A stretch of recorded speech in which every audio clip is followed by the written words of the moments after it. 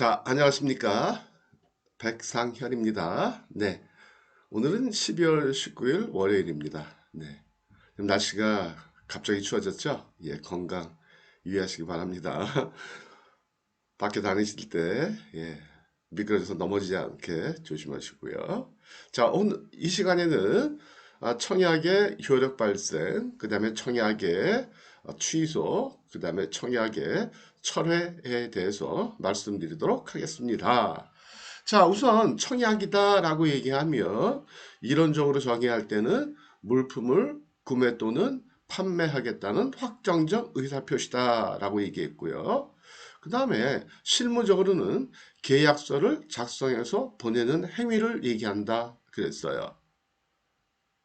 자, 그랬을 때 이러한 청약이 언제부터 효력을 발생하느냐?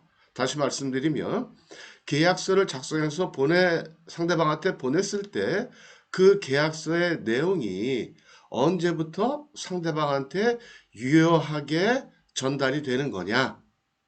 법적으로. 자, 보면은요. 대개 모든 입법 내에서 도달주의를 채택하고 있다라는 거예요. 모든 입법 예라는 거는 뭐냐면 각 나라의 법률을 얘기하는 거예요. 크게 보면 영미법이 있을 수가 있겠죠. 영국이나 미국. 그 다음에 대륙법계가 있을 수가 있겠죠. 대륙 그러면 유럽 쪽을 얘기해요. 그래서 프랑스나 아니면 독일이나 어떤 경우에 뭐 러시아나 뭐 이런 나라들. 그 다음에 또 우리나라가 있을 테고, 그 다음에 유엔에서 만든 무역계약에 관한 기본법이 있었죠. 뭘까요? 기억나시나요? 예, 그렇습니다. CISG, 다른 말로는 별칭은, 예, 비엔나 협약, 비엔나 컨벤션이라고 얘기한다고 그랬죠. 이러한 모든 입법례에 보면 대개 다 도달주의를 채택하고 있다. 도달주의라는 거는 뭐냐? 청약서가 상대방한테, 이 상대방을 우리는 피청약자다 그렇게 얘기해요. 계약서를 보내는 사람을 청약자, 받는 사람은 피청약자 이렇게 얘기를 하는데, 예. 청약자는 누구라고 그랬죠? 셀러 바이어 중에 둘이서 합의하면 된다고 그랬어요. 그래서 계약서를 항상 뭐 셀러가 쓰느냐, 항상 바이어가 쓰느냐 그건 아니고요. 그때그때 당사자끼리 합의해서 쓰면 되겠다라는 거죠. 어쨌든 청약이 효력을 발생하는 시기는 내가 보낸 계약서가 법적으로 유효해지는 조건으로 바뀌는 시기는 도달주의다. 상대방한테 도달했을 때다. 도달하기 전까지는 그러니까 청약자가 계약서를 보냈더라도 상대방이 받기 전까지는 이거는 유효하지 않은 거예요. 안 보낸 거나 동일한 효과다. 그렇게 심지어는 상관없다라는 거죠. 이해가 되시겠죠? 그렇죠? 그래서 보냈을 때 발신이 아니고 도달했을 때다라는 거예요. 근데 이 효력 발생과 관련해서는 언제부터 효력이 발생하느냐? 여러 가지 그 얘기들이 있는데 이론이 있는데 예를 들면 표백주의다. 표백주의라는 건 뭐냐면 계약서를 작성했을 때다. 발신주의라는 거는 작성을 해서 보냈을 때 효력이 발생을 한다. 도달주의는 좀 전에 설명한 대로 상대방한테 도달해야만 제시하는 조건들이 법적으로 유효하게 제시된 거다. 그 다음에 요지주의라는 거는 상대방이 인지했을 때다라는 거예요. 그런데 대개 모든 입법례에서 도달주의를 채택하고 있다. 도달하기 전까지는 청약자가 보낸 그 계약의 내용들이 그건 아직까지는 법적으로는 효력을 발휘하지 않는 거다라는 거예요. 이해가 되시겠죠? 그렇죠? 그래서 계약서를 보냈는데 상대방이 받기 전에 보내가서 보니까 내용이 잘못됐어. 단가를 잘못 기재했어요? 아니면 결제 방식을 잘못했어요? 그럼 그때는 상대방한테 빨리 연락해가지고 야, 계약서 내가 보낸 거 받았지? 그거 없던 걸로 해라. 그거 사인해봐야 계약 안 되는 거다. 그럼 그렇게 되는 거예요. 그렇게 해야만 되는 거예요. 근데 도달하기 전에는요. 내가 계약서를 보냈는데 상대방한테 도달을 했어요. 죄송합니다. 두 번째 경우 도달을 했어요. 도달한 다음에 그쪽에서 연락이 온 거예요. 상대방이. 피청약자가. 야, 뭐 이렇게 가격을 합의할 때보다 싸게 해줬냐? 결제 방식이 다르다. 아니면 선적 날짜가 다르네. 라고 얘기했을 때, 그거 잘못된 거야. 그거 없던 걸로 해. 안 돼요, 그거는. 상대방이 싫어. 나한테는 이게 더 유리하니까 사인할 거야. 사인하면 그건 계약이 성립된다라는 거예요. 왜요? 왜요? 일단 도달하면 그때부터는 내 제안이 법적으로 효력을 발생한 거기 때문에 효력 발생한 거에 대해서는 일방적으로 취소나 변경 이런 걸 할 수 없다. 우리 그렇게 배웠었잖아요. 그쵸? 예, 예. 그래서 그런 거예요.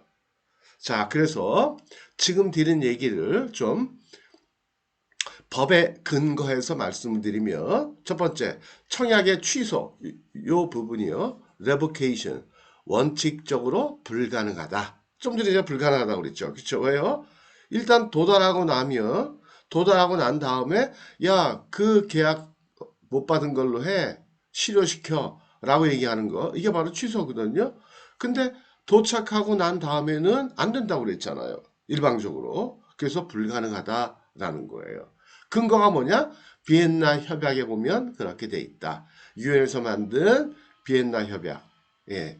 이게 바로 무역계약의 기본 협약이죠. 그죠? 여기 보면 그렇게 돼 있다라는 얘기예요. 이해가 되시겠죠? 그죠? 이건 중요한 얘기예요. 그쵸? 왜요? 내가 계약서를 보냈는데 언제부터 이게 법적으로 효력이 있는 거지? 아직 효력이 없으면 이거 없던 걸로 해도 되겠구나?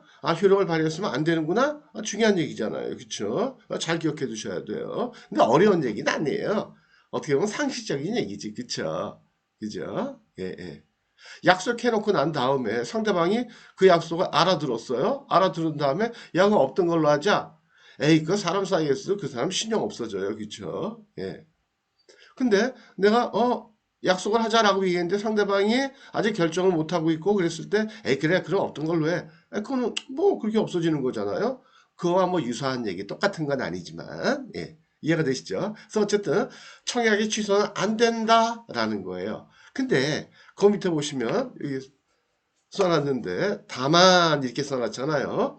청약이 원칙적으로 불가능하다고 그랬어요. 그러면 가능할 수도 있다라는 얘기잖아요. 그죠? 어떤 경우에 가능하냐? 이렇게 생각하시면 돼요. 청약에 계약서를 보낼 때 유효기간을 반드시 써야 된다고 그랬는데 유효기간을 안 썼어. 그럼 그건 불확정 청약이잖아요. 그럴 경우에는 상대방이 또 그러면서도 상대방이 승낙을 하기 전에 그때는 취소가 가능하다라는 얘기예요. 다시요. 원칙적으로 불가능한데 다만 청약서 자체가 불확정 청약이었어요. 다시 말하면 내가 여러분들이 계약서를 보내는데 밸리더티를 쓰지 않았어요. 언제까지 승낙해줘라 이 말을 쓰지 않았어. 그러면서도 또 두 번째 이 두 가지 원칙이 다 적용이 돼야 돼요. 두 번째 상대방이 승낙하기 전이면 불확정 청약이면서 상대방이 승낙하기 전이거나 하면 그때는 취소도 가능하다. 근데 실전에서는요, 이런 일이 일어날 확률이 거의 없다. 그래서 여러분들 실무적으로는 불가능하다. 계약서 보내놓고 나서 취소하는 거 불가능하다. 실무적으로는 이렇게 기억하시면 돼요. 왜요? 이렇게 예외적인 상황은 거의 발생하지 않는다는 거죠. 근데 법이니까 최악의 경우를 상정을 해가지고 이렇게 써놓은 거지 실전에서 이런 일이 일어날까요? 아니란다는 거죠. 어떤 바보가 유효기간을 안 써놓겠어요. 그죠?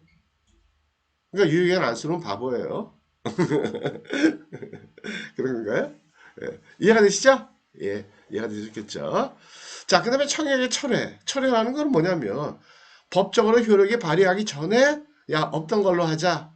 라는 통제하는 행위. 이거를 우리는 철회다라고 얘기해요. 철회. 여러분들 예를 들어가지고 뭐 휴대폰 같은 거, 아니면 인터넷 가입하고 철회하고 가능해요, 불가능해요? 가능하죠, 그죠? 그렇게 생각하시면 돼요. 철회는 가능하다. 그러니까 철회라는 건 뭐냐? 내가 계약서를 보냈는데 상대방한테 아직 도착을 안 했어요. 그쵸? 안 한 상태에서 예를 들면 계약서를 보냈어요. 그 다음에 야, 너 계약서 받았니? 라고 얘기했더니 아직 못 받았대. 야, 잘 됐다. 내가 계약서 잘못 썼거든? 그거 없던 걸로 해. 그럼 상대방은 없던 걸로 해야 돼요.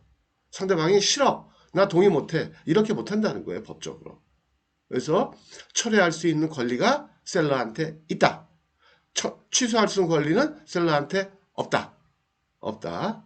이해가 되시죠? 그쵸? 이게 중요한 내용이에요. 자, 그래서 정리해드리면 청약이라는 거는 뭐냐? 청약의 본질이 뭐냐? 음, 물품을 구매 또는 판매하겠다는 확정적 의사표시다. 그래서 청약, 계약서를 보내는 행위, 계약서를 작성해서 보내는 거 누가 할 것이냐? 이거는 셀러, 바이어 정해진 게 아니고 당사자끼리 합의하면 되겠다. 근데 이 청약은 언제부터 효력을 발휘하느냐? 이거는 상대방한테 도달했을 때다. 내가 보냈을 때도 아니고 계약서를 작성할 때도 아니고 상대방이 알아들었을 때도 아니다라는 거예요. 자, 그럼 여기서 퀴즈요. 여러분들이 계약서를 이메일로 보냈어요. 이메일로 보냈는데 자, 그럼 언제부터 효력을 발휘할까요? 1번 상대방이 여러분들이 보낸 이메일을 클릭했을 때, 계약서를 클릭했을 때, 아니면 2번 상대방의 컴퓨터에 단순히 도달했을 때. 정답은요? 정답은 그렇습니다. 2번입니다. 2번.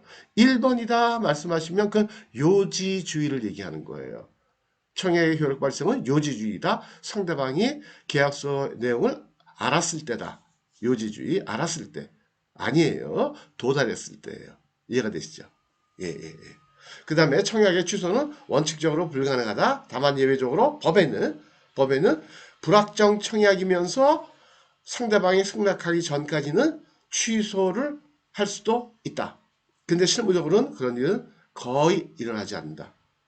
제가 무역한 지가 벌써 한 30년이 되어 오는데요. 그전에 계약을 뭐 수백 건 했겠죠. 그쵸? 저도 못 봤어요. 이런 일. 그 다음에 제가 이 강의를 또 엄청나게 많이 했잖아. 한 20년 이상 제가 강의를 해오고 있는데요. 기업체 강의, 뭐 학교 강의 뭐 해가지고 얘기 들어본 적도 없고요. 그냥 이 계약 관련되는 컨설팅도 제가 많이 했거든요. 예. 예전에 뭐 SK 에너지라든지 뭐 많이 했거든요. 근데 못 봤어요. 예. 거의 없다라는 거예요. 그 다음에 청약의 철회는 이거는 가능하다라는 거예요. 철회라는 게 뭐라고요? 내 계약서가 상대방한테 도착하기 전, 네? 야, 없던 걸로 합시다. 라는 의사표시. 이거를 철회라고 해요. 철회는 가능하다. 핸드폰 청약? 철회 가능하다. 인터넷 설치 청약? 철회 가능하다. 예. 자, 그래서 오늘은 여기까지 하도록 하겠습니다. 자, 오늘도 행복한 하루 되시고요. 예. 그럼 또 내일 뵙도록 하겠습니다. 네. 감사합니다. 네.